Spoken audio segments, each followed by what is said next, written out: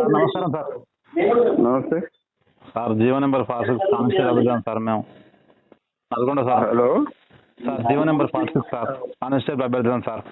మాట్లాడతామని చెప్పింది సార్ రేపు అసెంబ్లీలో ఫోన్ చేస్తాం, ఏం చేయం మేము. సార్ నాకు 125 మార్కులు వచ్చినాయి సార్, జాబ్ రాలేదు సార్. మాట్లాడడం సార్, 50 మంది ఫోన్లు చేసింది, నేను ఏం చేసాను. జర మాట్లాడడం సార్, రేపు అసెంబ్లీలో మాట్లాడడం సార్. రేపు కుదరదు, రేపు గవర్నర్ స్పీచ్ ఎవరు మాట్లాడేది ఉండదు. ఎల్లుండి బడ్జెట్ ప్రవేశపెడితే ఆ రోజు కూడా ఎవరు మాట్లాడేది ఉండదు. ఆ తర్వాత క్వశ్చన్ అవరు దీని అవరు వేరే ఛాయిస్ దొరుకుతాడు మాట్లాడతాం. సీఎం గారి దృష్టికి తీసుకెళ్ళాం సార్ మళ్ళీ ఇంకోసారి. సార్ లెటర్ ఇచ్చినాం కదా సార్, ఇప్పుడు మాకు మెరిట్ సార్, మేము పార్టీ కోసం చాలా కష్టపడాం సార్. రాత్రి వాళ్ళు మాకు మెరిట్ మార్క్స్ వచ్చినాయి సార్. సార్ నమస్కారం సార్. నమస్కారం అండి సార్ మాది చారకొండ సార్. చెప్పండి. జీవో నెంబర్ 46 సార్ కానిస్టేబుల్ వెళ్తాను సార్. అరే ఓకే, నాకు ఫోన్ చేయకండి. 20 మంది ఫోన్ చేసిండ్రు, అసెంబ్లీలో మాట్లాడాలి. అంత నా చేతిలో ఉన్నాడు మాట్లాడుతున్నాను. మీరు నేను చెప్తామని అన్నావు, 20 మంది ఫోన్ చేశారు. మెరిట్ మార్క్స్ వచ్చాయి సార్ మాకు. కరెక్టే, కానీ నేను మీకు చెప్తాము, గవర్నమెంట్ కూడా ఆలోచన చేస్తూ చేయాలనేది ఉంది. ఊరికే ఏమా అంటే మేము ఏం చేయాలి? అసెంబ్లీలో మాట్లాడడం సార్, రేపు మాకు మెరిట్ మార్కులు వచ్చినాయి సార్. మాకు ఎట్లా పడితే ఎవరు పడితే అంటే మాట్లాడానికి రాదా? క్వశ్చన్ ఉంటది, సిస్టమ్ ఉంటది, మీకు తెలియదు అది.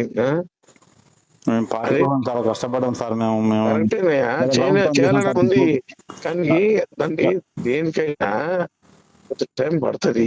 అది ఆలోచన చేస్తున్నాం. రేపు మళ్ళీ సీఎం గారి దృష్టికి తీసుకెళ్ళండి sir. Hello sir. Hello sir నమస్కారం సార్. హలో హలో నమస్తే sir. GO number 46 sir constable అభిజాన్ సార్. రేపు అసెంబ్లీ ఉంది కదా సార్. రేపు అవునవును, రేపు మాట్లాడుతున్నాను. అసెంబ్లీలో మాట్లాడాను సార్. మాకు మెరిట్ స్టూడెంట్ సార్ 125 మార్కులు వచ్చినాయి సార్. మాకు ఆల్రెడీ సీఎం గారు బ్రదర్, రేపు సీఎం గారి దృష్టికి తీసుకెళ్తున్నాం. ఆయనది కూడా మహబూబ్ నగర్ చెప్పినా కదా, ఆయనకు కూడా 46 దాని మీద ఉన్నది. ఇప్పుడు ట్రైనింగ్ డేట్ కూడా వచ్చింది సార్. ఇవాళ నేను మన స్టాండింగ్ కౌన్సిల్ వాళ్ళతో కూడా మాట్లాడినాను. రేపు వాళ్ళందరూ అదే పనులు ఉన్నారు. రేపు ఇవాళ రేపట్ల దాని మీద డెసిషన్ తీసుకుంటున్నారు.